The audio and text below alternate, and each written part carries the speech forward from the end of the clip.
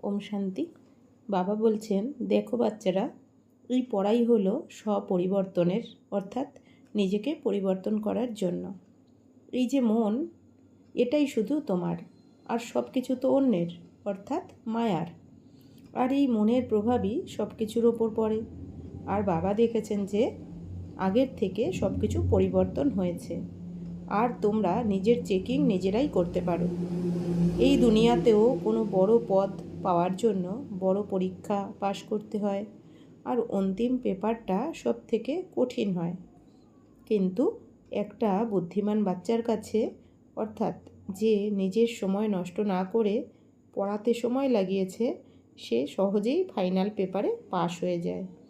ঠিক এইভাবে যে বাচ্চা বাবার শ্রীমত অনুসারে চলছে, সে অবশ্যই খুব তাড়াতাড়ি তার লক্ষ্যে পৌঁছবে, তাও আবার সহজ রীতিতেই পৌঁছবে। ব্যাস বাচ্চারা, তোমরা তোমাদের চেকিং করতে থাকো যে তোমাদের মন কতটা হালকা আর খুশি থাকে। যত তাড়াতাড়ি তোমরা কোনো বড়োর থেকেও বড় কথাকে, অর্থাৎ যে কোনো পরিস্থিতিকে বিন্দু লাগিয়ে দাও, আর যখন তোমরা সবসময় হালকা আর খুশি থাকো, তখন তোমরা বুঝে নিও যে ব্যাস আর এক কদম বাকি আছে। আর দেখো, পেপার তো অন্তিম অবধি আসবে। প্রকৃতির 5 তত্ত্ব আর 5 বিকার বিভিন্ন রূপ নিয়ে, অর্থাৎ নতুন নতুন রূপ নিয়ে তোমাদের পেপার নিয়ে তোমাদের সম্পন্ন বানাতে আসবে। অর্থাৎ মনে রাখতে হবে, পরিস্থিতি আসেই আমাদের স্থিতিকে উপরে তুলতে, কিছু শেখাতে আসে।